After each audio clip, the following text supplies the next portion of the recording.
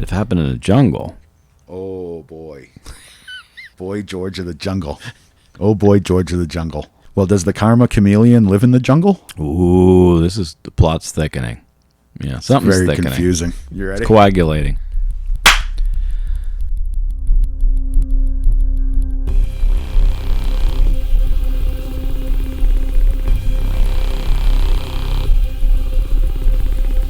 Welcome to the edge of nowhere.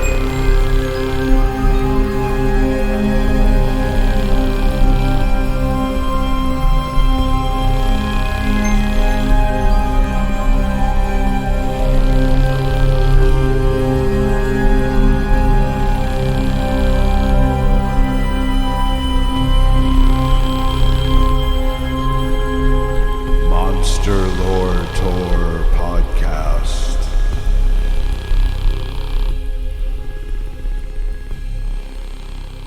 All right. Welcome, everybody, to this 37th episode of the Monster Lore Tour Paranormal Deep Dives from the Edge of Nowhere podcast. I am your host, Jeremy Carr, here along with my co-host and the Holmes to my Watson, Mr. Matt Ozero, a.k.a. the Moz. How we doing today, Moz? Nice. I'm more of a Ron Weasley fan, though. Oh, I thought you were going to say something about the fact that you got to be Holmes. Oh, yeah. I was thinking Emma Watson. I was thinking about Harry Potter. Of course you were. Who's not thinking about Emma Watson all the time? Exactly. No, the Holmes I don't like it because you're kind of setting me up, I feel like. It's a murder mystery, and you're making me Holmes. This is like a backhanded thing, or something. Right? So that you're the one that's allowed to fail in the end. Is that what you're saying? That's exactly what I'm doing. Yes. Yep. Well, Watson is the one that tends to present the evidence, right? And then Holmes solves the crime. Yeah. Because I'm the one presenting. So yes, you're going to have to solve it. I did make an attempt at it myself, but we'll see who comes up with what. And you didn't bring me any cocaine because today, or any other drugs that Holmes was on. That they know of. Yeah. Because today we're going to try to solve a murder mystery that took place in the 1870s. So it's never officially been solved. So I say the work cut out for us today is daunting indeed. And this is a murder mystery, by the way. I'm dressed like Mrs. Peacock for some reason, but I have no idea. Oh, is that what you call that? I was kind of wondering. Yeah. Anywho, but yes, daunting work today to solve a very old unsolved murder for our first ever true crime episode here at Monster Lore Tour. But hard work has never stopped us before, so why start now, right? So let's start now, Moz. Alrighty then. But let's get to our old business, as per usual, before we get into our main topic. We do have a couple things left over from... let's see, what is this from? Oh, the Kirin Ichiban. This was from your giant lizard, the Megalania episode. Yes. A little old business. So first question we had lingering is, what does Kirin Ichiban mean? So I did Kirin as dragon, and you added Ichiban, but you right, because it came to my mind. You said something about the Kirin, and I'm like, Kirin Ichiban, like the beer? Yeah. And you're like, yeah, same thing. I'm like, what does that actually mean then? Yeah. And I just, me being me, I had to look it up. So I looked it up. This is from your laptop. I couldn't make sense of it for a second. Hold on.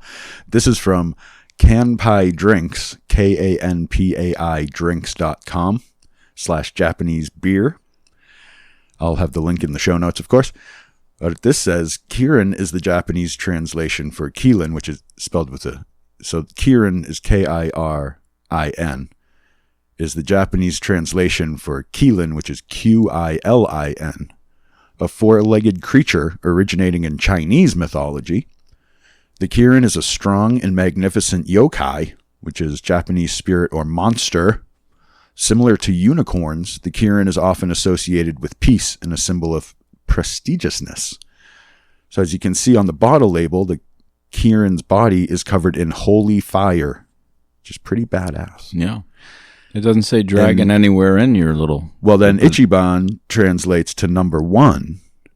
It is often used in Japan to refer to your favorite something. Right. So really what it translates to is number one badass monster. Wow. Kieran Ichiban translates to number one badass monster. That is well done, sir. Do you think we have a new mascot for the podcast here, Moss? A new episode. The Kieran Ichiban is the number one badass monster here at Monster Lore Tour. We can get a case of Kieran and just... We should make it the official beer of the podcast. We're going to have to start drinking it all the time now. There you go. Because I thought that was pretty funny that it worked out that way for this podcast. You know, nicely done. One other question left lingering. What was the largest iguana on record? Largest pet iguana on record? Yours was because we figured the ones in captivity might even grow bigger if you treated them right. So I looked this up too. And the largest iguana breed currently in the world is the green iguana. And according to Wikipedia, quote, a few large males can reach or exceed 8 kilograms, which is 18 pounds in weight, and 2 meters, which is about just over 6.5 feet long. Some specimens have even reportedly been measured at a body weight of greater than 9.1 kilograms, which is 20 pounds. Despite their name, green iguanas occur in different colors and types.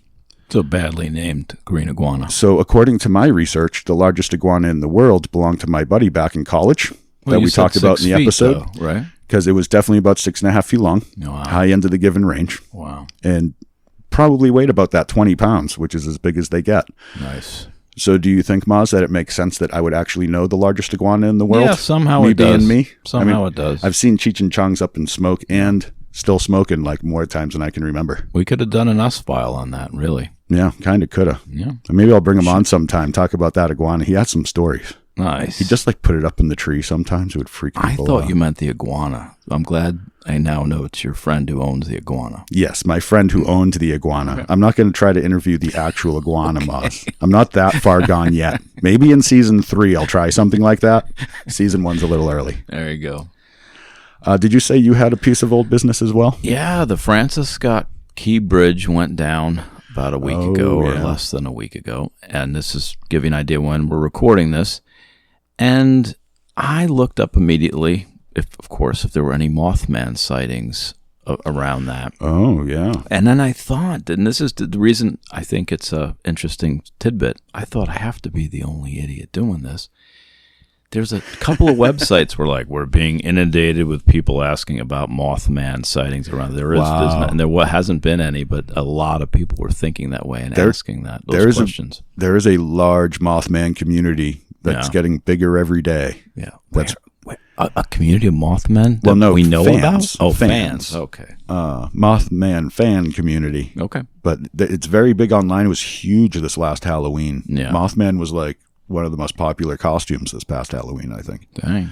So yeah, there's a big kind of pop culture thing going on with the Mothman. So I'm not actually surprised a lot of people turn to that right now. Well, I'm just saying you think you're one of these goofy people doing goofy things, and there's a community of goofy people. It's nice. It's not. I felt somehow frightened and scared and happy at the same time. Let's just hope all those people find our podcast. There you go. Yeah, because it's for them. Yeah, it's for them. Tell us about the Happy Fun buttons. Oh yeah, the Happy Fun buttons. So on the platform you're listening on, there's a bunch of these little Happy Fun buttons. There's a thumbs up, there's a bell, there's a follow, there's a share, things like that. Take a second, hit all those for us. It's greatly appreciated. Helps us out a lot in a lot of ways. And just kind of gives us the momentum we need to keep going here at the Monster Lore Tour. And before we get into it, I am going to give a little extra PSA today. This is our first true crime episode. It's about a very grisly murder. It is not a pretty episode. It's lots of murder and death and people generally treating each other terribly. So if you don't want any of that in your day, we definitely understand. It's okay to skip past this episode. Save it for a day when you're ready for that soul-sucking bloodbath kind of stuff. If you happen to be in the soul-sucking bloodbath kind of mood, which hopefully I am because I got to present this right now, then you've come to the right place. Stick around. This is going to get a little crazy. But don't say we didn't warn you.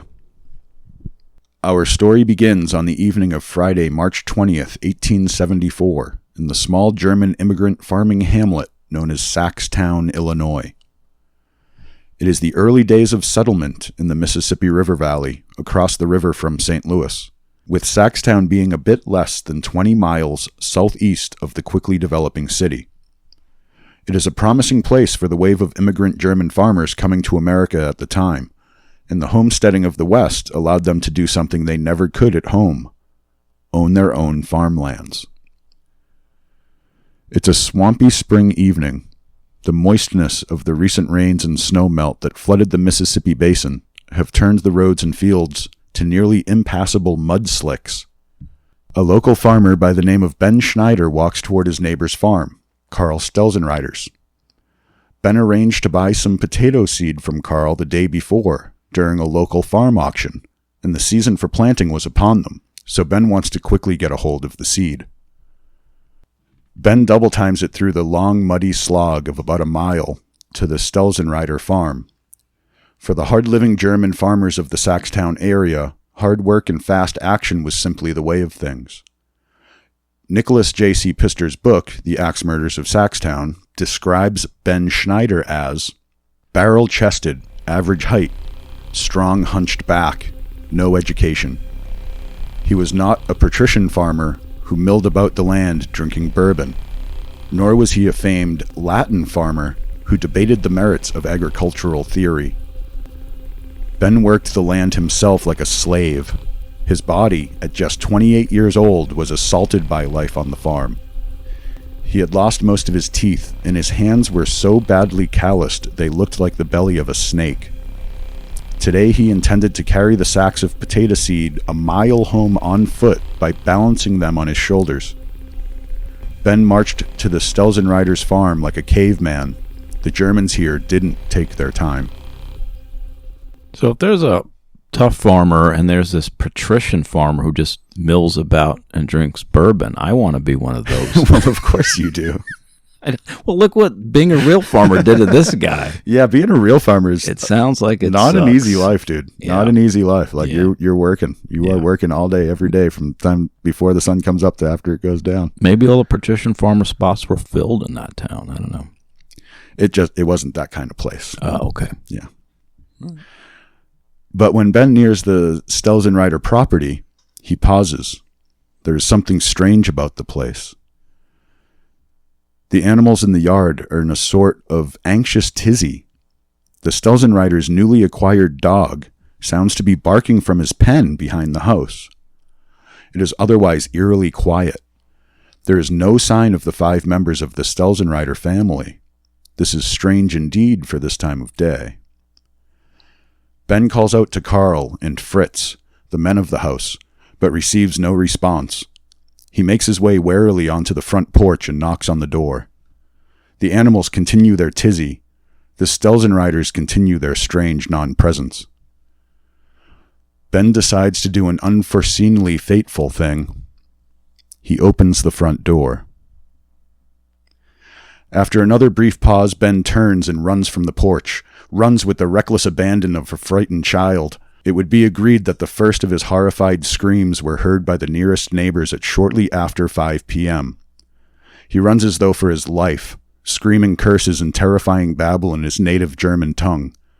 When the neighbors catch up with Ben and calm him down, they learn that the Stelzenreiters are all dead, victims of a murder most foul. Being a remote farming village in 1870s America, there wasn't much in the way of local law enforcement in Saxtown.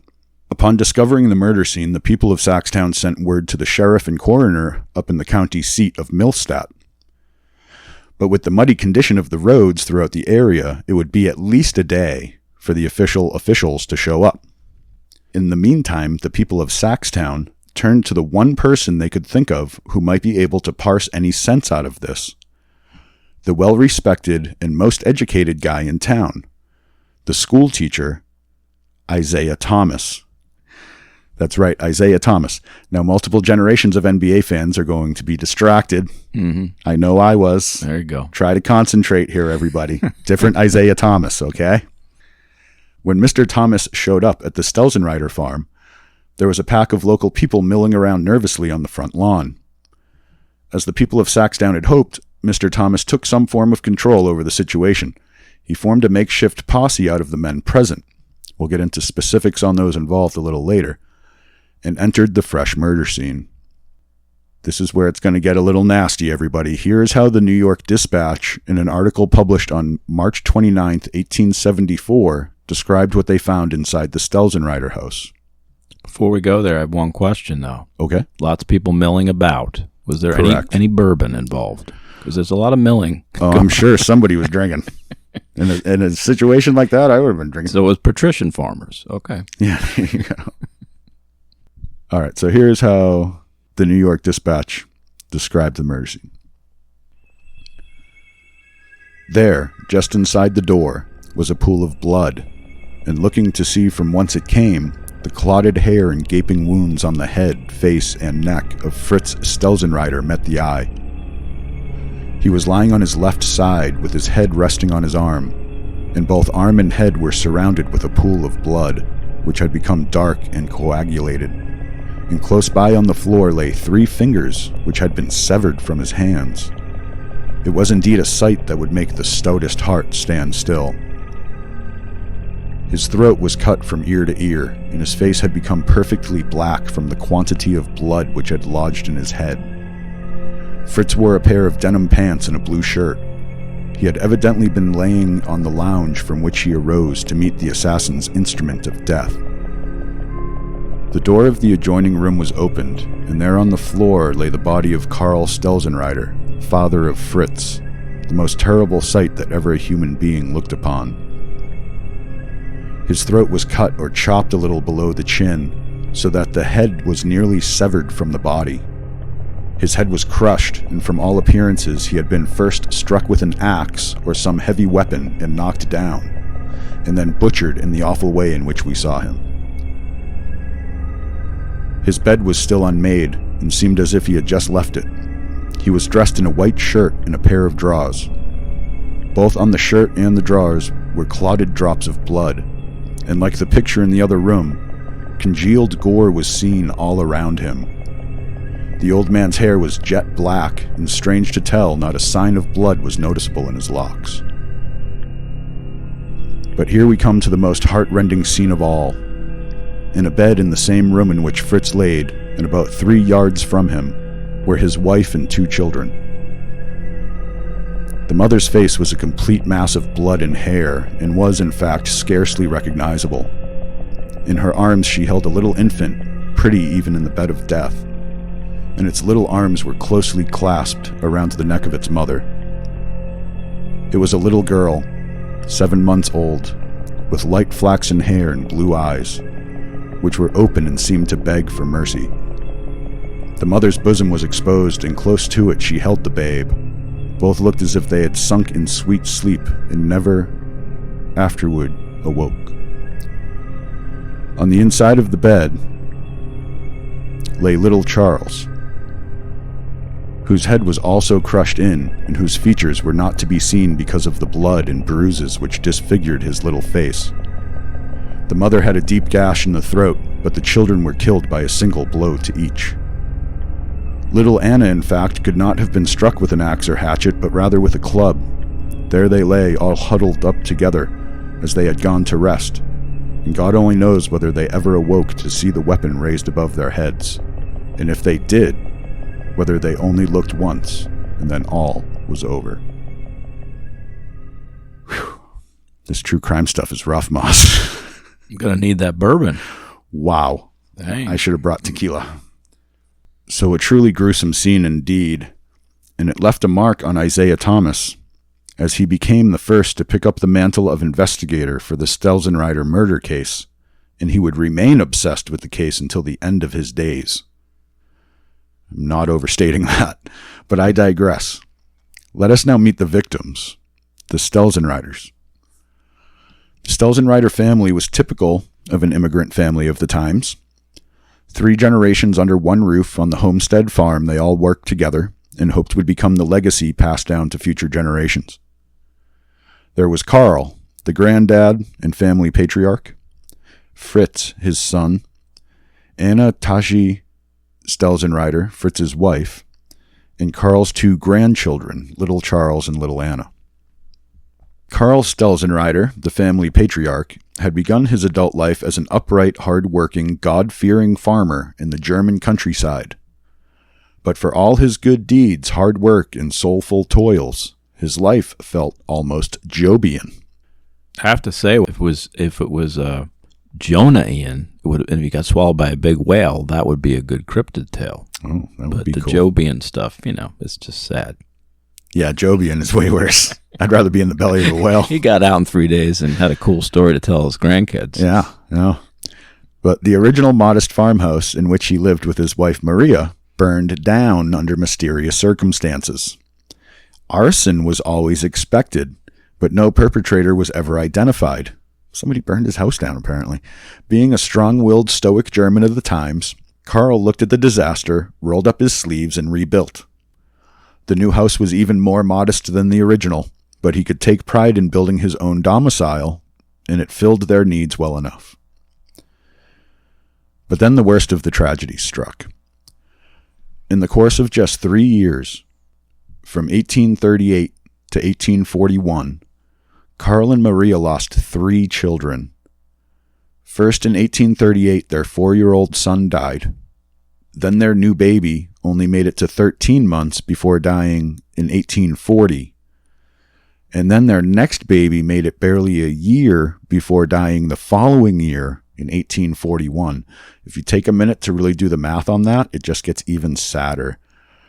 Their 4th and final child, Fritz, would be the only Stelzenreiter child to make it to adulthood. Yeah. Kind of a common story back then, unfortunately, but no less tragic. And to make things even worse, not long after losing their 3rd child in as many years, their house burned down again. But this time the culprit was clear. A bolt of lightning. That one burned down, fell over, and then sank into the swamp. But the 4th one stood.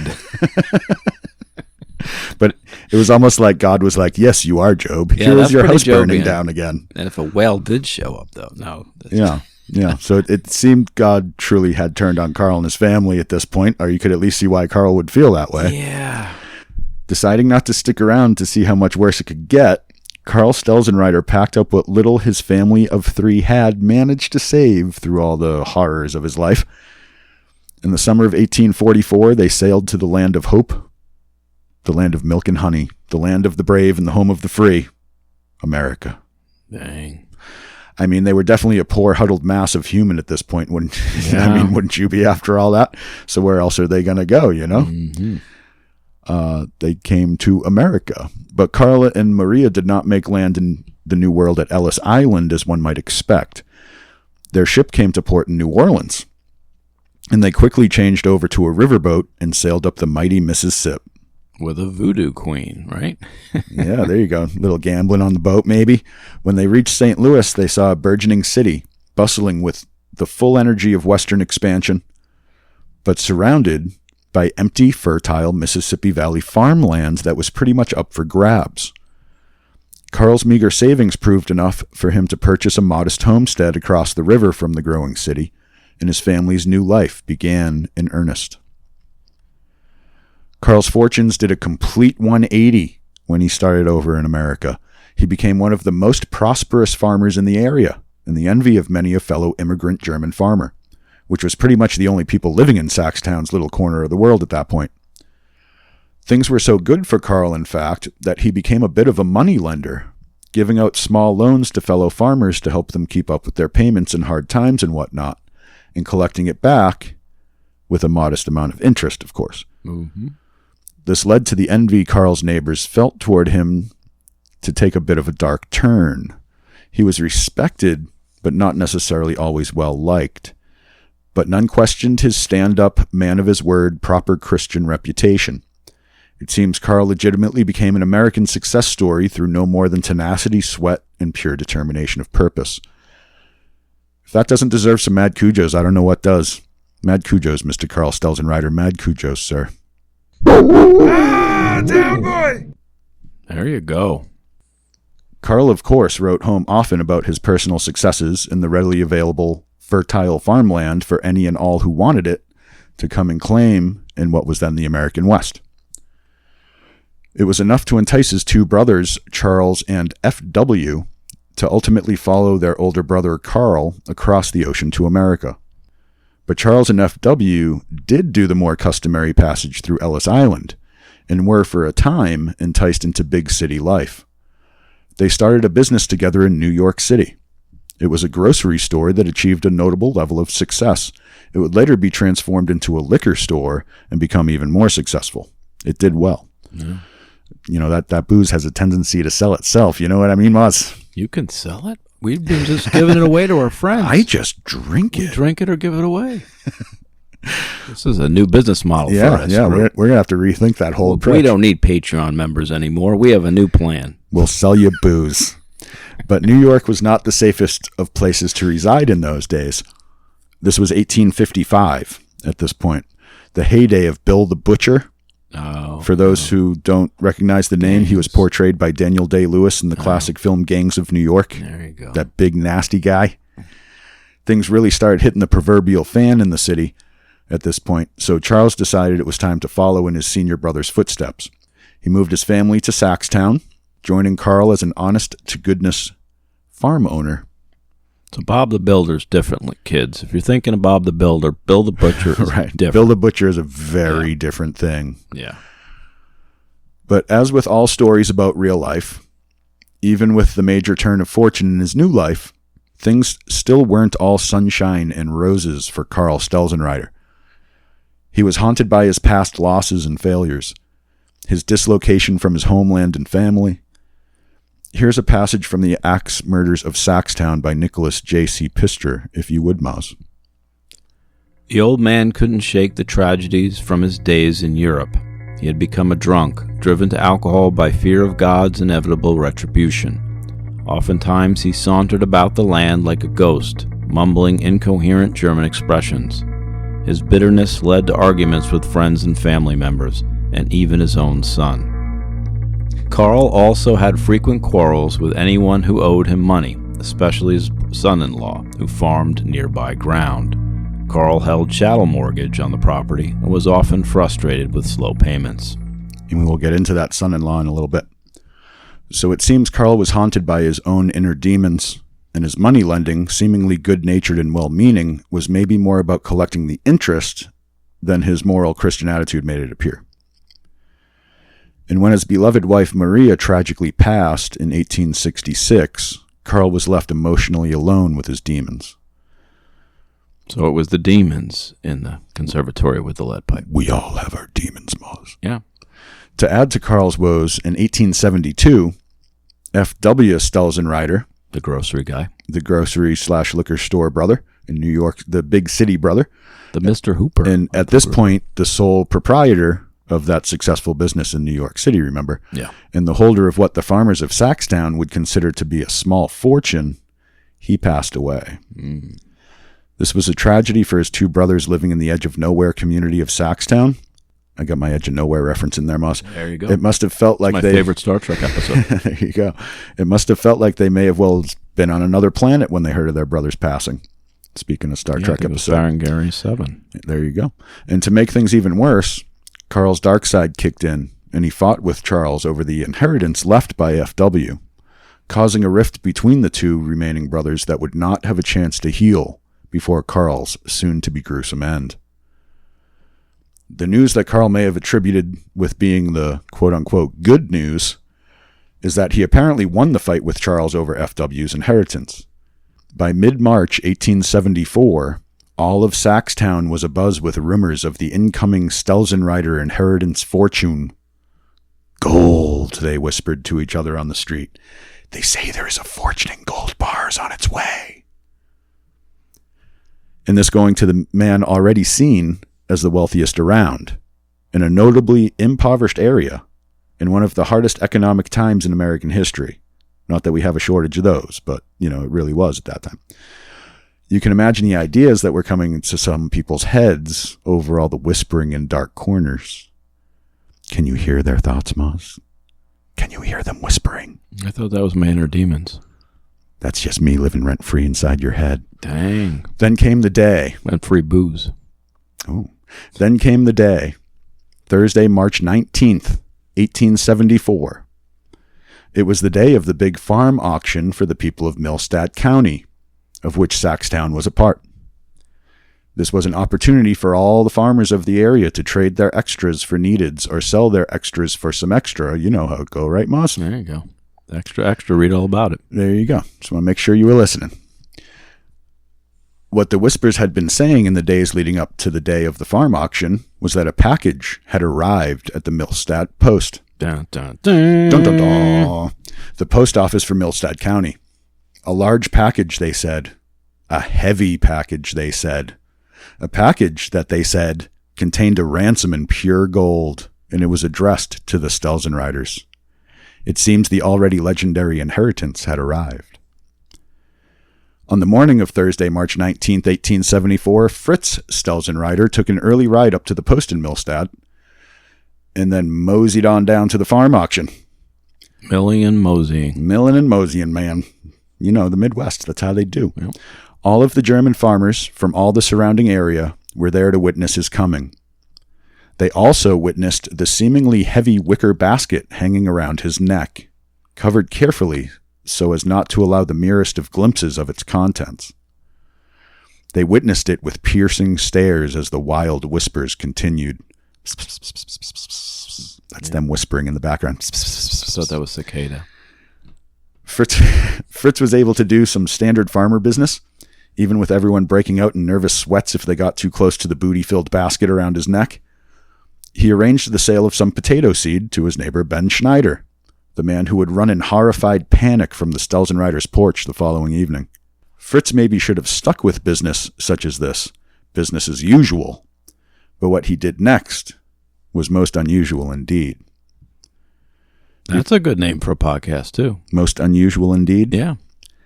Before Fritz took his leave of the auction grounds, he made an announcement for all to hear. And with that basket around his neck, you better believe they were all listening. Fritz told the crowd of impoverished local farmers, some of whom already owed the Stelzen riders more than they could afford to pay back, that he was looking to give out some loans.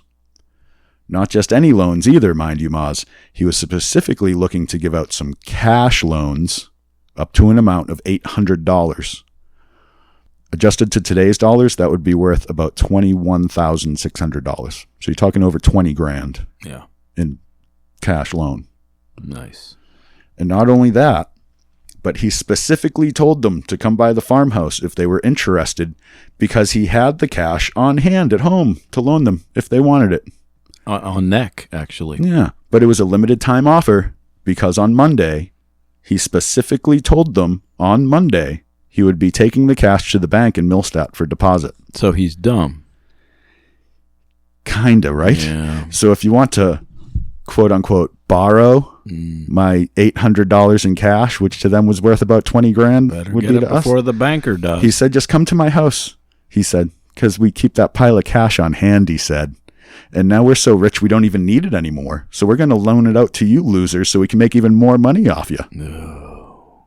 He just told that to the entire area's farmers, Dang. Moss. Do you see what just happened there, Moss? I did. Yeah. This is the only kid who lived through Are you adulthood. now surprised that we have a murder case to solve? No. And it was, of course, the next day when Ben Schneider found the whole family dead at the money house. I mean the farmhouse. Yeah. Yeah. Money is quite the motivator, isn't it, Moss? Yeah. In cold blood. Truman Capote.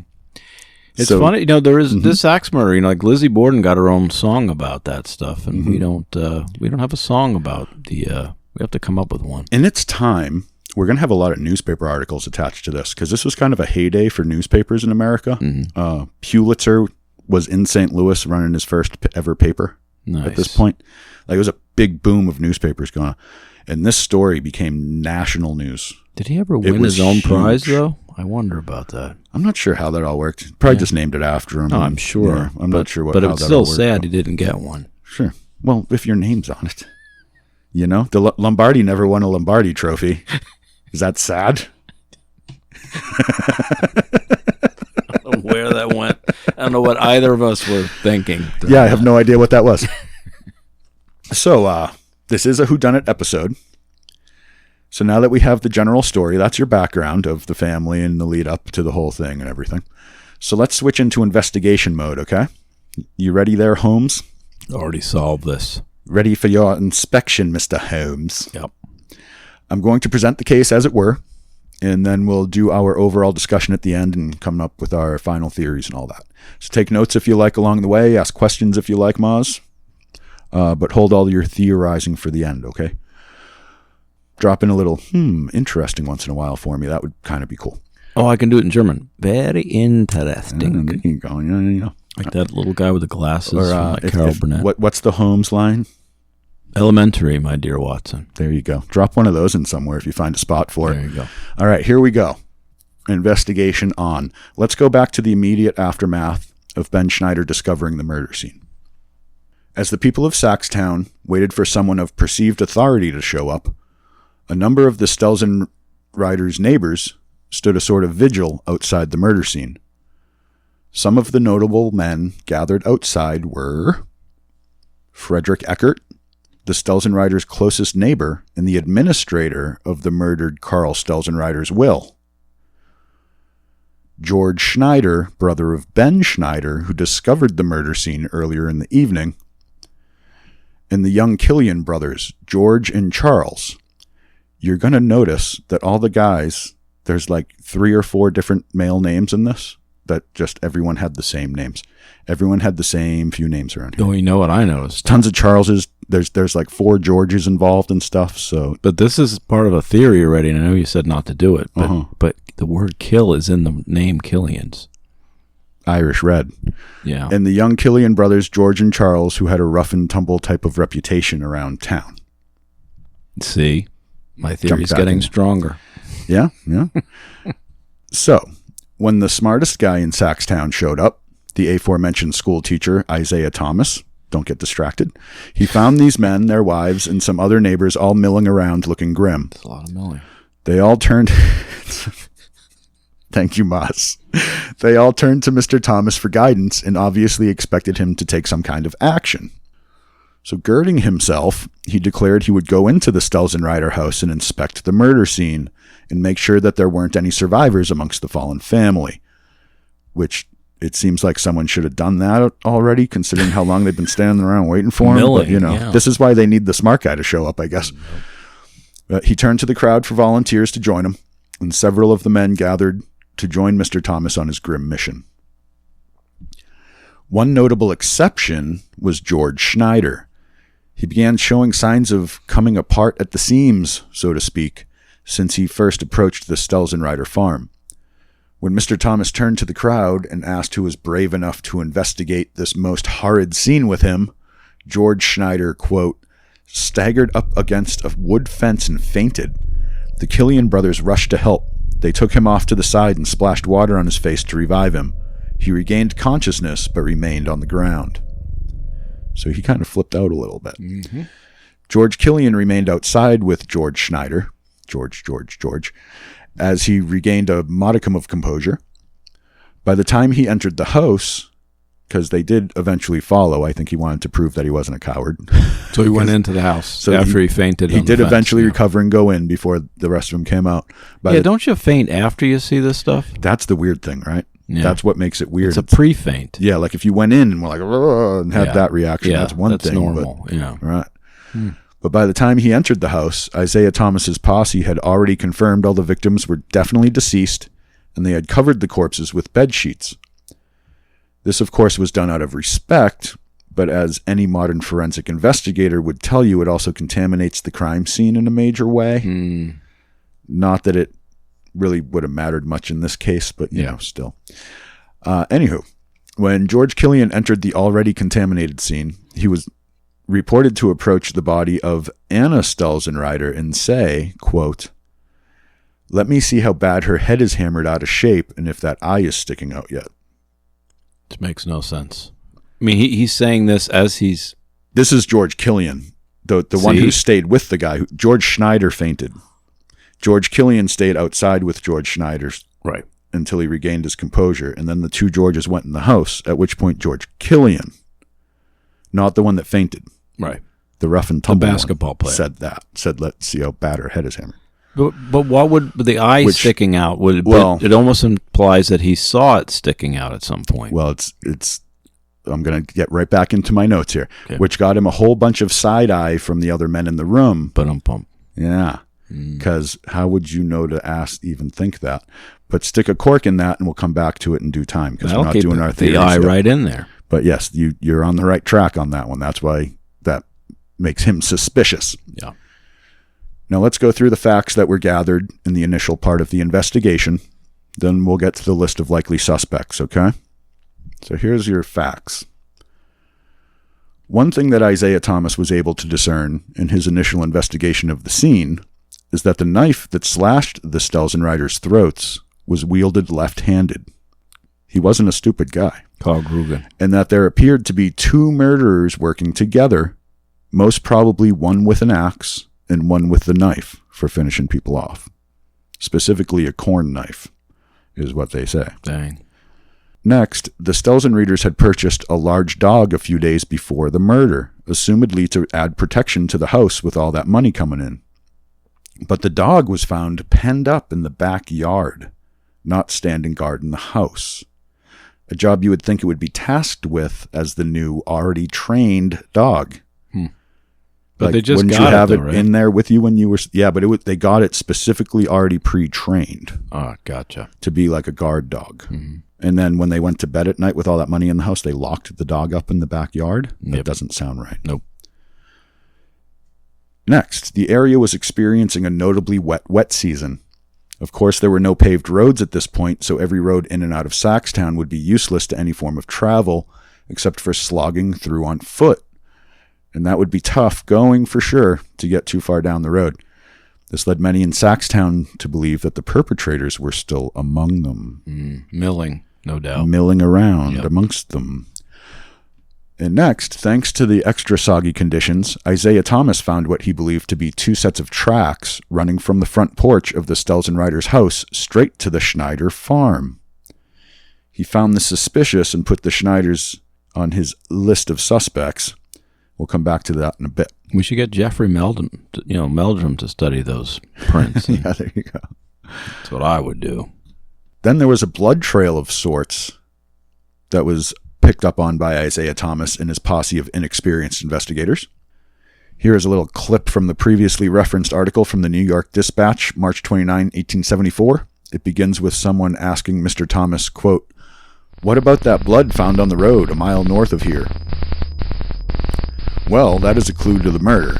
The murderer was injured in some way, and he took some of the old man's tobacco and tried to stop the bleeding.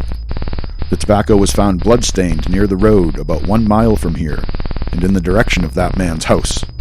He pointed toward Fritz's brother-in-law's house. What's his name now? Which would be Carl's son-in-law that he had loaned a bunch of money to. This is Mr. Boltz, who we will be getting to in a little bit. Okay. And the tobacco thing, the bloody tobacco leaves, they would use tobacco like bandages for cuts. Apparently it's good at helping blood to clot.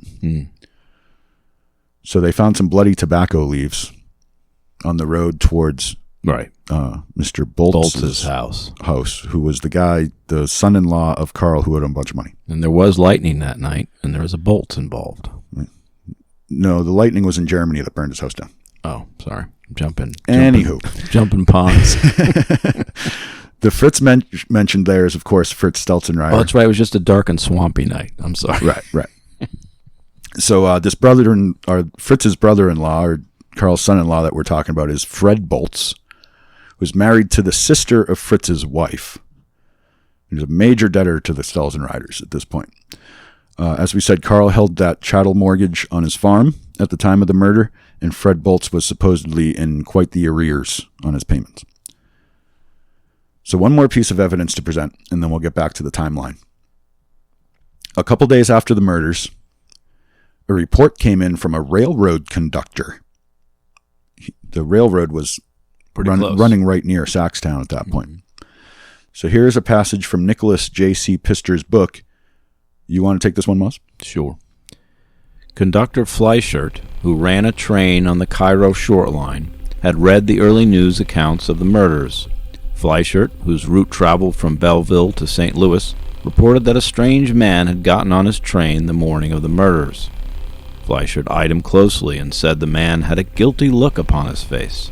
The St. Louis Dispatch later reported, around the roots of the man's fingernails there were blood gatherings, and though his clothing showed no signs of blood, the impression was so deeply made in Fleischert's mind that no sooner had he heard of the awful murder of the Stelzenreiter family than his thoughts naturally reverted to this unknown passenger.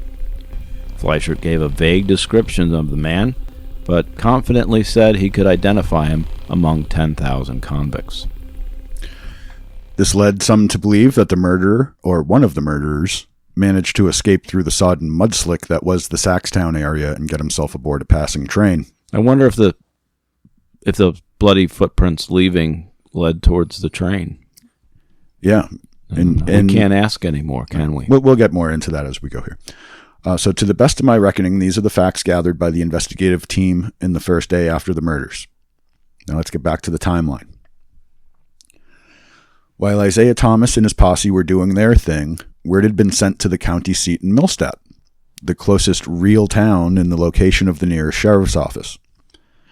A man by the name of William G. Bangert was the one given this mission, and he did his best ghoulish rendition of Paul Revere's ride along the way. By the time he reached the sheriff's office in Millstadt, the whole countryside was abuzz with the horrible word of the horrendous deed that had been committed in nearby Saxtown. Soon, of course, to be dubbed with the unfortunate moniker of Axetown.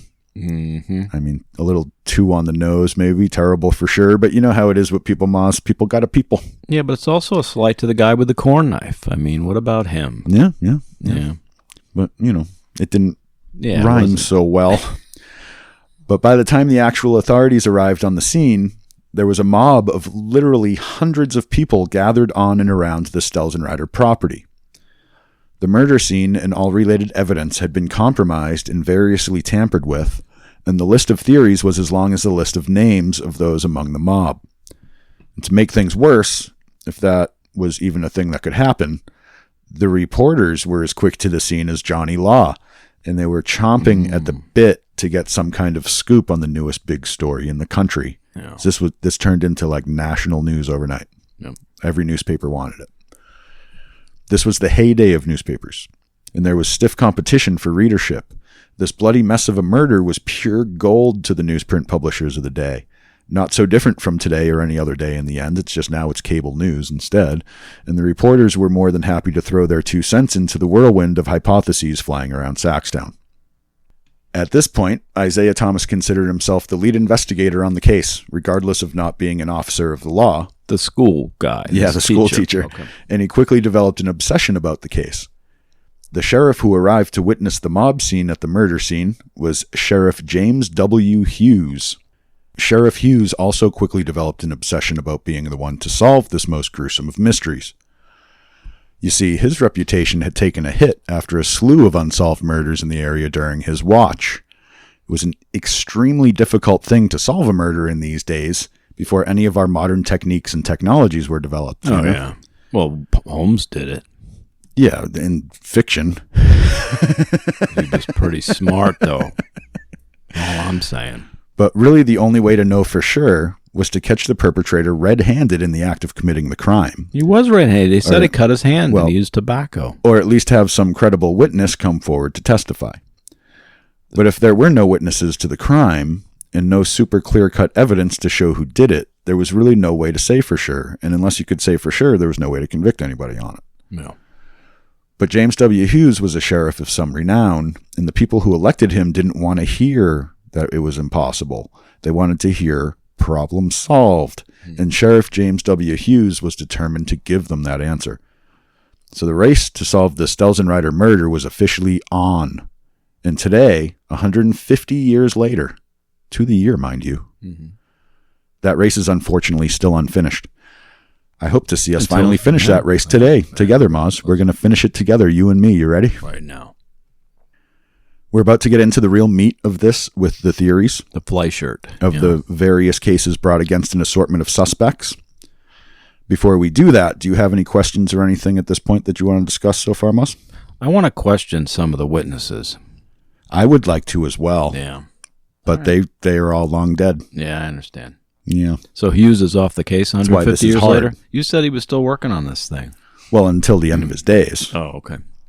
It implied that he was still on the job, the way you wrote that. Well, he may be from the other side. Yeah. He was extremely obsessed. I wouldn't be surprised if Isaiah Thomas's ghost was still wandering around looking for these guys. Yeah, or Hughes. Not the basketball player. Stay focused, people. Stelzen Riders and Der Himmel. Yeah. Okay, now as I said, we'll move along here. Now as I said, the newspapers were all over this story like a bunch of flies on stink.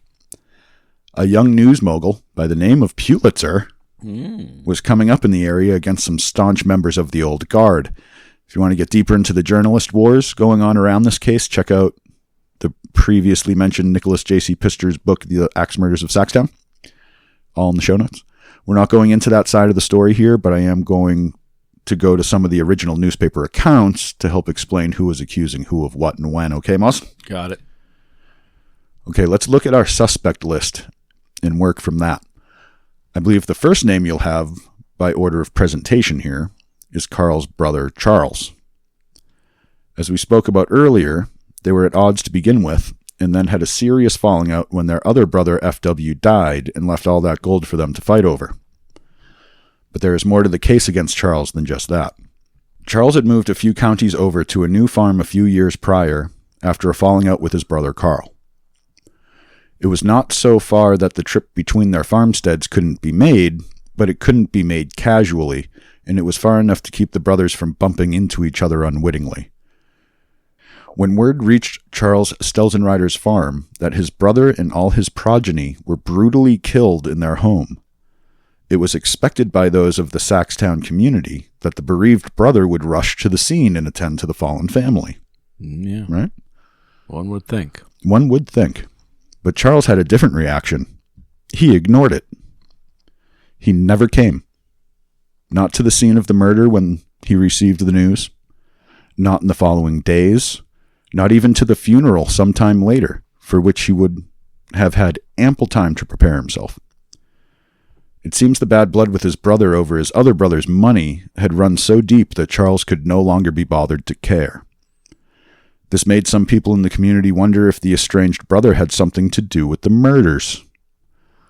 I mean, with Carl gone, the fortune would pass down the inheritance line. Wouldn't Charles be next in line? Yeah. A logical thought. But inheritance law in the Americas at the time was a bit more complex than that. We'll come back to that in a minute. Let's finish the case against Charles first. So adding to this, here is an excerpt on the Charles case from Nicholas J.C. Pistor's book. You want to take this one, Moz? Carl had reportedly received the larger share of FW's money by about $1,500. Is it $1,500 or $15,000? What do you think?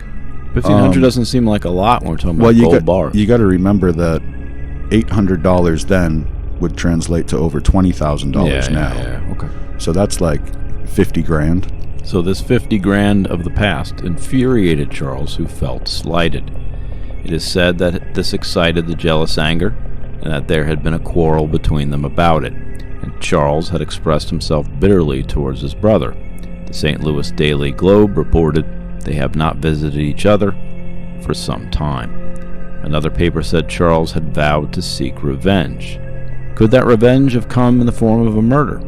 Investigators learned that Charles's sons apparently had been in the St. Clair County area in the days surrounding the murders. Suspicion rested upon a couple of nephews, who it is stated have frequently endeavored to get the family to assist them with money, but were always refused, the St. Louis Dispatch reported. Henry, Charles's oldest child, had been spotted in the St. Clair County area on Thursday, the last time his relatives were seen alive. Although he didn't attend their funeral, he was seen the day after near Fred Boltz's farm. That's the indebted son-in-law.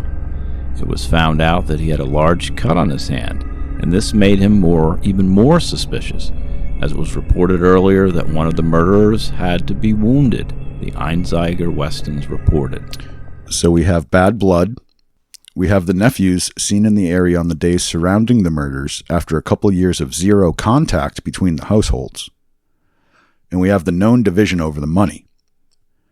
And then the cut on the hand. Right? Which brings us to an odd factor of the crime scene we have yet to discuss. So just real quick question. So this is the nephew. This is Charles's son, who's the nephew of the murdered family. Who correct. Cousin shows up Fritz. In town. Right. Nephew of Carl's. Doesn't go to the funeral, but seen around their parts. Correct. With a wound. With a wound. Yes. So there was actually a good bit of cash left at the crime scene. Billfolds full of bills, a stack of cash in a drawer in Carl's room, a goodly amount of money on hand that was obviously left behind by the perpetrators. What wasn't found was the supposed gold that had arrived from FW's estate. No sign of gold at all. Certainly something to note as we build our budding theories here. To make a note. Another early addition to some suspect lists was the Schneider brothers, Ben and George. Ben, of course, was the one who discovered the murder scene. This actually gets you on some suspect lists automatically. It's the he who smelt it dealt it rule in the law enforcement world. It's damning, yeah. But it turns out Ben Schneider was also left-handed.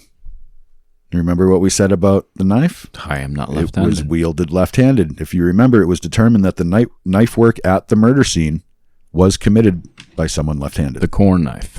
Exactly. This got some people adding up some things against Ben Schneider. Add to this George Schneider's behavior outside the murder scene. Passing out. Fainting at the mere thought of going inside. Right. That's a very crime and punishment way to behave in the face of it. Yeah. This made some people's sus meters go off, as the kids would say today, as old people say about kids. There wasn't much to go on as far as real evidence against the Schneiders, outside of Isaiah Thomas's supposed trail leading to the Schneider house from the murder scene. But with the crowd that had trampled all over the area between the time of the crime and the investigation starting, that just wasn't enough to maintain. That footprints in the mud wasn't going to do it for anybody at that point. This was the crime that they made, that tape that they then tape around the house after the event. Yeah, this might have been an inspiration for that. Yeah, that's what I'm thinking. That's a good call. However, there was a bit of hearsay evidence put forth by Isaiah Thomas to continue suspicion against the Schneider brothers. Here's another bit from Nicholas Pistor's book. Thomas said that Mary Carl, the wife of local saloon owner Joseph Carl, overheard a conversation between George Schneider and a man named John Reichling, in which they talked of the murders. Carl reported overhearing them say that if they had told what they know, quote, we would have been hung long ago, unquote. He also alleged that Schneider told Peter Strauss, the local undertaker, that he knew how the murder of the Stelzenreiter family was done. There is also the matter of the dog. Monk, the big Newfoundland dog, purchased by the Stelzenreiters, presumably for extra protection, just a matter of days before they were murdered. We mentioned it earlier, but Monk was found locked in his outside pen in the backyard at the murder scene. The murders had taken place very late at night as the people of Saxtown slept. So why would the new guard dog be put out in the pen? Isn't that the exact time you would want the protection on duty? While the family slept? How can we explain this piece of the mystery? Well, George Schneider is the one who supplied the Stelzenreiters with an already trained dog. A dog that George Schneider was himself very familiar with.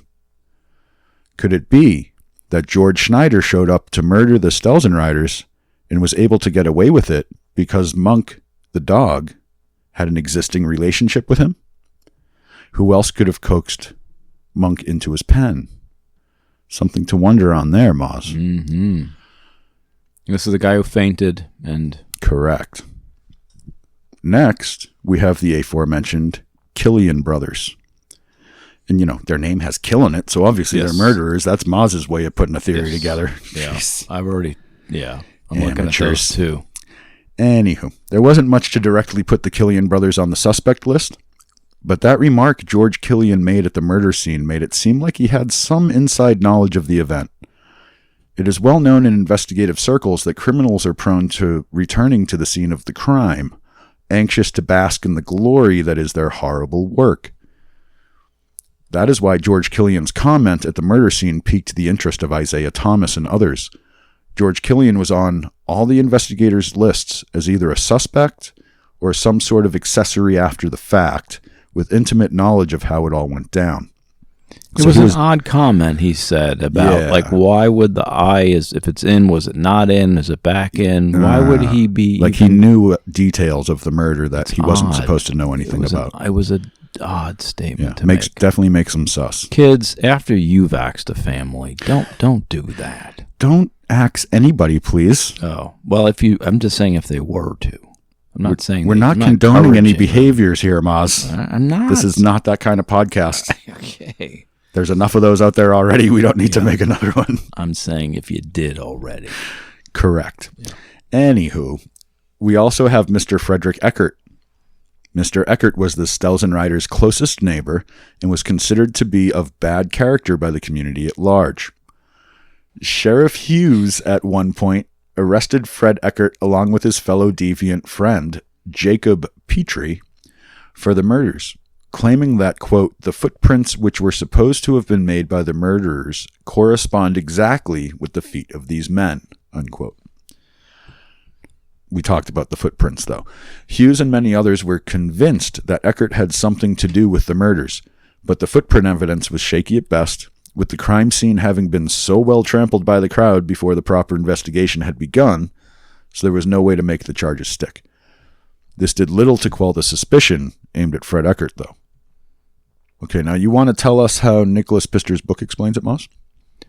The Eckert family maintained their acreage near the site of the murders until natural causes killed them off. Locals always strongly suspected them of having some role in the killings. That suspicion continues even to this day. The Stelzenreider house was sold at auction and purchased by an estate administrator.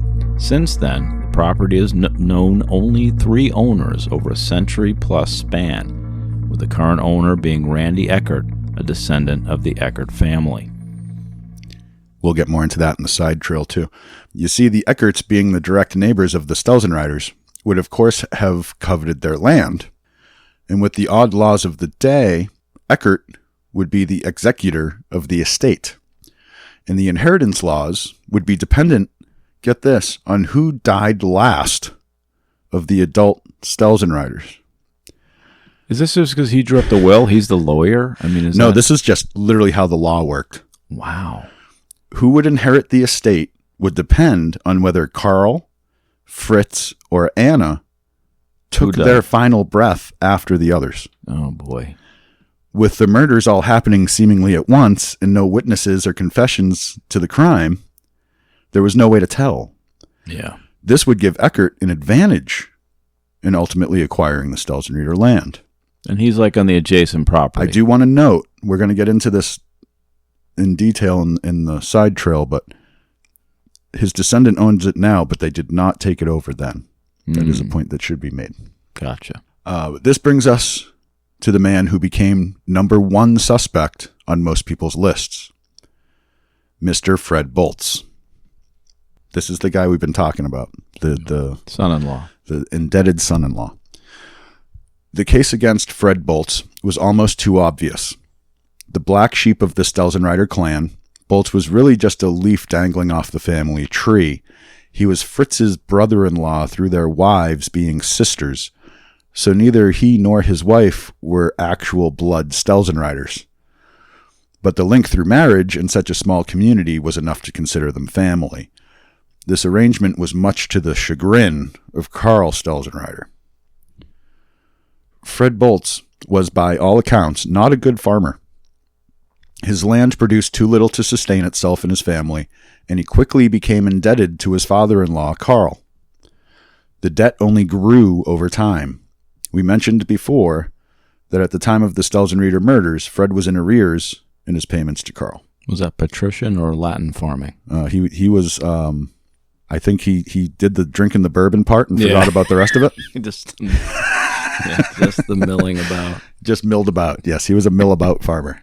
But there's your motive number 1, being in debt. And with those crazy inheritance laws I mentioned, if it turned out that Anna was the last surviving Stelzenreider, even if only for her final moments, then Fred Bolts and his wife would inherit the entire Stelzenreider estate, as Anna's closest living relative would be her sister, Mrs. Bolts. Motive number 2. So he could have come forward and said, I killed him in this order, so I get It makes this you money. wonder if he was like, make sure you kill her last. But then in the end was like, oh shit, nobody knows that. Yeah. Sorry, we're not supposed to Foiled. theorize yet, Maz. Hold that thought. Okay. It is also believed that Carl was not shy about voicing his disdain of the situation to Fred Boltz, especially when Carl got into one of his more manic moods. Verbal emasculation was not an uncommon exchange between Carl and Fred, with Fred consistently taking tongue beatings from the man that essentially owned him. Motive number 3. The case grows. Then there was Mr. Boltz's associate, Mr. John Afkin. Mr. Afkin was not a man to be messed with. For one thing, he was a farmhand. In the 1870s, men who became farmhands were seen as a combination of essential worker and frightening criminal. They did the work that others wouldn't, or just plain couldn't, do. They were big, strong, stoic, and had a reputation for doing any work that came their way, especially if the pay was right. And that meant any work, even if it involved killing. Sometimes they wouldn't even wait to get paid and kill someone just for looking at them funny. Mm-hmm. The farmhands of the 1870s would have felt right at home in the dark alleys of today's biggest cities. Okay? Got a picture. And John Afkin was even scarier than the rest. Nicholas Pistor's book describes him as, quote, standing tall and firm with the hulking form of a steam engine. He was a powerful 180 pounds with a long muscular frame. The newspaper said he seemed as strong as a giant. He had bright blue eyes that looked at the men, fierce and straight. No mistake, Afkin was an ugly customer. His face was so scary, a newspaper wrote that, quote, on first sight, it would condemn him as a criminal. Unquote. Doesn't it seem like the guy they're describing on the passenger train in a way? I mean, It definitely wasn't because Afkin stayed in town. Afkin's still around after the fact. all right. So not only a farmhand, but the biggest, scariest farmhand in the land. And not just any farmhand either, but a specialized farmhand. John Afkin was the best grubber Saxtown had ever seen. You know what a grubber does, Moz? Yeah, the Grubers, they do the ultra-violence downtown with the Clockwork Gang there. Wow, Clockwork Orange reference. Well done, sir. That's all I had Well done. for Gruber. Mad Cujos, Moz. Okay. I'm giving you mad Cujos for that. Wow. Down boy! But back to the point, a grubber takes out tree stumps. Remember, this is frontier America of the 1870s. They didn't have all kinds of fancy tools and machines and whatnot to do things like chop out big old burly tree stumps from the field they're trying to plow. So what they did was hire a grubber to take out the stump. The preferred tool of the grubber, the tool with which they were known to work with grace, stamina, and precision, was the axe. There you go. When Sheriff Hughes first arrived at the Boltz farm to question Fred, he found Mr. Boltz in a hushed but heated conversation with none other than Mr. John Afkin. Mr. Boltz appeared a bit flustered and refused to tell of what they had been speaking so heatedly. Mr. Afkin stayed cool and sidled away. It would be testified to in future court hearings that Mr. Afkin was also the first to alert Mr. Boltz about the Stelzenreiter murders. There is suspicion as to when exactly that conversation happened. Wink, wink. I'm winking at Maz right now. Nudge, nudge. Nudge, nudge, elbow, elbow. Mm-hmm. Afkin had worked on the Stelzenreiter farm at previous times. These farmhands, and especially specialized workers like grubbers, would bounce from farm to farm as they were needed. But this gave Afkin a personal knowledge of the property. It also turned out that Boltz and Afkin had emigrated from the same little piece of Germany, an 18th century castle city called Oldenburg. Mm-hmm. One has to wonder how deep this relationship went, how far back the ties bound Boltz and Afkin together. So they're lovers. That's what you're Well, they going may with. have Okay. they may have known each other before they even came to America. Oldenburg has old in the name. Yeah, there you go. And with Boltz's motives and Afkin's means, well, it sounds like a potential recipe for murder. Yeah. That pretty much finishes off our list of prime suspects. But let us not forget the dark horse contender in this whodunit, the stranger on the train. Remember, the conductor reported a man hopping the train not too far outside Saxtown in the early morning hours the day of the murders. The man had been bleeding from some kind of wound. Not that would be weird for a guy trying to jump on a train necessarily, but, the timing of it definitely calls could it it to have your been attention. the nephew? I mean, the nephew was also bleeding and left because he's near that town. Nobody left town. But what about of these other people? Everybody was still there. But the nephew wasn't there. He only showed up to visit He Bolts. was. They saw him days later in town. Okay. Nobody else disappeared Gotcha. from town. Okay. What if he left for a little while and came back? But anyway, because I thought the Bolts, I thought that the nephews and Charles were, I guess they moved fairly close, but they weren't. They were still in the general geographical area, but they were far enough away they weren't going to bump into each other. You're not going to catch a train to get to your, Right. Okay. Right. All right. You jump the train to get the hell out of Dodge. Right. That's why you jump a train. Yeah. Especially in those days. Like, it was going west. Yeah. Like, that's all you know about. Gotcha. So, of course, train jumpers could be bleeding for all kinds of reasons. In those days, they were common enough that the conductors would invite them in and share their lunch with them even. So, they were happy for the company almost. People jumped the train all the time, so in itself. But with the timing, location, this guy jumped the train. Yes, noticeably bleeding from a wound and all that. You got to put him on the list. Okay. So now, let's get into the theories of what happened here. We have reached that point, Maz. You ready? Yeah. There were a number of investigators that tried their best to solve the Stelzenreiter murder mystery. The ones we've discussed, Isaiah Thomas, stay focused, and Sheriff Hughes, were the primary investigators in the eyes of the public and the courts. But there were a slew of others that got involved when a number of parties began to offer substantial rewards for the capture and conviction of the murderers. Because once again, money is a big motivator, Moss. Yeah. Each of these investigators developed their own theories, and all of our listed prime suspects were included within these theories. So as not to be here all day, I'm going to list out just a few of the primary theories these guys put forward to refresh all the angles. Then we'll get started wrapping up with our own theories on all this. All right, you ready, Maz? If you have any questions or anything as we go, let me know, okay? This is definitely a good Q&A round if you have anything to ask. Okay, so 1, Charles, Carl's brother, and his sons conspired to murder the family and get their hands on the money.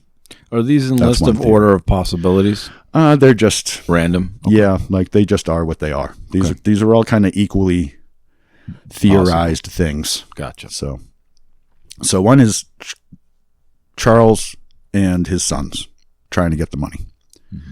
2, Fred Bolts and John Afkin conspired to kill them as discussed above, also because money. Oldenburg money. 3, Frederick Eckert conspired with the Killian brothers, or possibly also John Afkin, to murder the family and take the money. It's always the money. And start a brewery. 4, Isaiah Thomas had a theory I like to call the 3 George theory. This was that George Killian, George Schneider, and another Saxtown man by the name of George Fritzinger, who was a trained butcher, by the way, conspired together to murder and rob the Stelzenreiters. I mostly just wanted to put this one in here to show that they really all had like the same 5 names. Yeah. It's just George, George, George right there. I feel like he only had 2 Georges and just wanted to add one more to make the 3 George theory. Yeah. Seemed like a stretch. George is an old family name for my family, actually. 5, some random transient farmhands that heard about the money, committed the murders, and escaped to the train, explaining the conductor's encounter story. This is the theory that people turned to when they wanted to stop suspecting the people they knew. Yeah. The people who were like, I don't want to think about the fact the murderer might still be here. So it was just some random guy passing through, heard about the gold, went and jumped the train. Sleep tonight better. Yeah. 6, there is also Sheriff Hughes's theory that it was Eckert and however many accomplices based on his supposed tracking abilities. Yeah. And there are more, but none more definitive than any I thought other. it was the Schneider farm that the footprints went off to. The footprints go off to the Eckert farm. I mean, I might have confused that too, but yeah, see, that's how confusing this gets actually with all the different theories swirling around. It's hard to keep them straight. And there are more, but none more definitive than any other. But I think we can add some theories to the mix here before attempting to full-on solve this. What do you think, Moz? This is MLT. We're good at the theories. We are. So I changed up the segments. We're going to start getting into our final segments here. But I changed it up a little at the end for this one a bit. In place of our usual skeptics review, which wouldn't make sense here, we'll be doing our Whodunit segment, where we will give our own final opinions on who we believe committed these heinous murders, okay? But first, as always, our Ahul Guano theory of the week. Oh no, here it comes! Quick, to the batshit signal! Okay, so this is the craziest theory I could come up with. It was a mass conspiracy, Moz. Everybody was in on it. Fritz went strolling like Daniel into the Lyons' den at that farm auction with that basket of gold around his neck. Place was filled with poor farmers scraping out a living and even poorer farm hands who never learned up no moral code to speak of. But he did come back with magic beans. Potato seed. No. The whole community knew what was up, and they all wanted a peace bad enough to be a part. This is why so many of the residents of Saxtown were accused or at least suspected of committing the murders, because they were all in on it. That gold never showed up again, but if they split it all up into nice little piles, just enough for each of them, to get a bit ahead and take away the strain of their debts to the Stelzen riders. Yeah. Yeah. I don't think that's that crazy. They all seem to have equal motive. They all seem to have equal involvement. There seems to be several leading theories that points to several directions. The more parties it takes for the conspiracy to be true makes the conspiracy less likely. The more people that would have to be involved, the less likely the conspiracy is to be true. So we really did land on the moon? That's actually one of the rules you got to remember. Okay. Continuing on, though, Carl Stelzenrider was in the money lending business with a lot more people than just his underachieving son-in-law. Everyone conspired to kill his family so they could split up the plunder before it went off to the bank. All the investigators were trying to find the one or two people who could have committed this heinous act, but the Ahul believes all those dirty, dirty bastards were in it together, Moz. Yeah. It was a mass conspiracy, I tells you, and it went all the way to the top, Moz. All the way to the top! Too morbid, Moz? Or just too real? Oh, you got too excited there. I got a little excited. I'm sorry. Yeah. No, it's a true crime. Okay, let's take a breath, and we'll move on to our actual Whodunit segment. Okay. You ready? Oh, I need a bumper. Whodunit. So, Whodunit. So this is where Maz and I will both give our actual final theories on what we think happened here. Do you want to go first, or do you want me to go first? I'm going to say your first two combined. I'm not going with the entire town. The Eckert one didn't thrill me. The George theories didn't thrill me. I think it was more about Fred Bolts, John Afghan, and I think it was the brother with the nephews, because they're poking around the town. So you think it was the brother along with the son-in-law? Well, wasn't there a connection between the... That's interesting. Well, here's the thing. There was a connection between the brother-in-law went to see Fred Bolts. The son, yes. Charles's son, Henry, was seen. So those are the four most biggest possibilities, and there's a connection between the two of these groups, Afghan and Bolts, and the nephews and Charles. So not the whole town, but the whole family. Yeah, the brother-in-law. And they used Afghan as the hitman. Yeah. That's a good theory. Yeah. That's pretty, and if it was Afghan and the nephew, and the nephew got the cut, that's interesting. There you go. I like that. Actually kind of makes a lot of sense in the end. Mine is similar, but different. My money actually ended up on the Bolts-Afghan conspiracy also, Bolts and Afghan. Because Bolts had the most to gain with Carl out of the picture, and Afghan certainly had the means to make the murders happen. One thing I would add to this theory, though, I do have another co-conspirator in this as well, but I'm thinking it was the stranger on the train. Here's how I see it. Bolts is itchy with all that's going on, owing more and more money to his father-in-law like that, and getting more and more behind on his payments. Then he sees the inheritance money come in, and it's more than he can take. He mentions something offhandedly about getting their hands on the money to his top farmhand and possibly old friend and neighbor from back in the fatherland, John Afghan. Afghan doesn't think the idea half bad, and pushes Boltz's buttons to convince him that killing off Carl's branch of the family and grabbing the gold is the best way for them to all go. And all Boltz had to do is split the ill-gotten booty with the guys willing to do the dirty work. Afghan hires on one of the more transient farmhands. Oh, so you're combining like number 3 and number 6 or something, or whatever the hell order. Right, so he picked, because there's always some guys passing through that nobody even really knows. So he picks one of these more transient farmhands. Someone will notice if they're gone the next morning. And Afghan and his accomplice do the dirty deed. The accomplice gets cut with his own knife in the madness of the murder scene. He's the one that left the bloody tobacco leaves behind, you know? And since the wound would be a dead giveaway, Afghan tells him to get out of Dodge. So the injured man heads for the train. Then Afghan stuck around to make sure Boltz didn't break down and blab. Because they ended up in jail together, they ended up on trial together, and Afghan was always really calm. Boltz always seemed really nervous, but he never did talk. So I imagine a number of very serious threats being made in the conversation between Afghan and Boltz. Yeah. Like, I'm pretty sure Afghan got all the money in the end. He's the one that really alpha. Made it happen. Yeah, and he probably is the one who got most of the loot. Yeah, I'm betting he did. So, what do you think of that theory then, Moss? Well, you don't need the extra transient who left. It could have been my theory where it's just the nephew who's bleeding already, gets on the train and jumps off a little ways later and walks back to town. So this brings us actually to our next segment, the true crime version of the Scully-Mulder believability scale. They feel your methods, your theories are... Spooky? Do you think I'm spooky? Wait, why am I Scully? Moz is like, what are you talking about? Yeah. What are you talking about? This is where we vote on whose theory makes more sense. Did Moz get it or did I get it more right? So we had to ask the fans. The fan. I actually like yours better. Wow. The only real difference is the stranger on the train gets replaced with the nephew. Right. Which actually is more believable to me because the family fighting over money is one of the biggest motivators for murder ever. Yeah. Yep. So you win. Dang. Yeah. So, see, my believability that I just won this and you've done all the reading and research, my believability that was a 2, that I won. Now go back. See, this is where I prove I'm still the smart one, though. Because who was Holmes? Watson. Oh, you were a step ahead of me by making me the smart one. Yeah. Watson presents the evidence. Okay. Holmes solves the murder. Dang.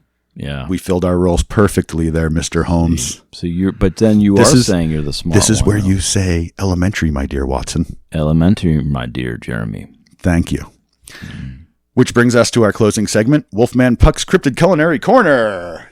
Your entree, sir. Oh, smells good. I didn't know we were doing this one for that. We got to do the wolf. I didn't know we were either, but I came up with an answer. Now, if you remember back to our Alma Fielding episode, it was, a little bit different of a thing. We didn't have a cryptid to feast upon or anything like that. So we did a little different. And this is going to be a little different too. This is actually a culinary quiz for you, Moss. Oh. Okay. Like in Alma Fielding. Remember the tea thing in Alma Fielding? Yes. What kind of tea do you serve and how do you serve it? Yeah. So this one, question 1, what is the best way to cook a bratwurst? Go to the... What? The answer is you sear the brat in a hot cast iron pan for a couple minutes on each side, then boil it in beer for just as long as you can stand to wait before eating it. Wow. That is the best way to cook a bratwurst. Question number 2. You ready? Am I supposed to answer these or just I'm going to grade you on the end. You're supposed to answer these. You ready? Okay. What beer is best for boiling your bratwurst in? I would say... I'm sorry, that was a grammatical nightmare. In what beer should you boil your bratwurst? See how better that was? I would say anything, no offense to the city of Milwaukee, I love you guys, anything served in Milwaukee, at least back in the day when it was macro produced, because you could just not have to worry about the price. You just dump that shit in and... That is incorrect. Everybody knows the preferred style of beer in which to boil your brat is a porter. And the best porter to use is the Polygamy Porter from Uinta Brewing in Salt Lake City, Utah. 0 for 2, Moz. You ready for question 3? Now wait. Wait, polygamy. You're bringing in polygamy. You're bringing in a dark beer. The polygamy part has nothing to do with it. It's actually the best beer to boil your brat in.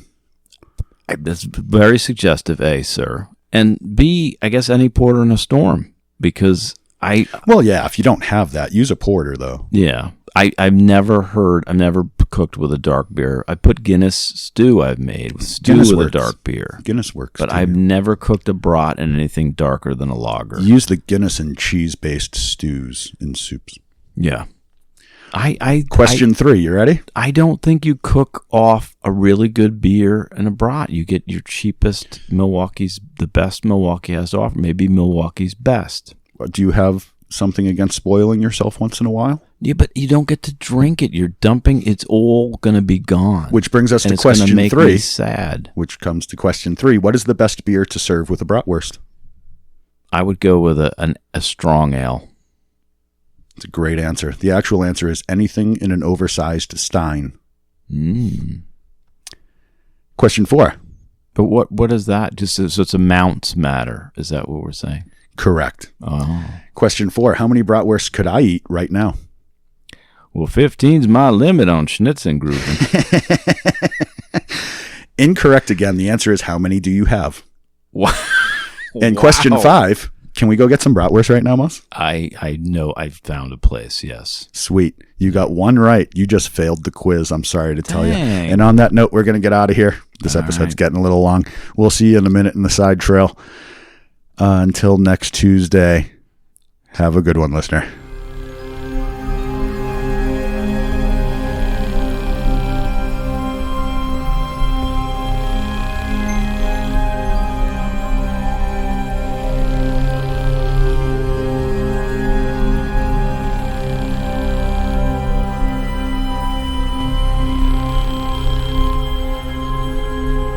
Monster Lore Tour Podcast.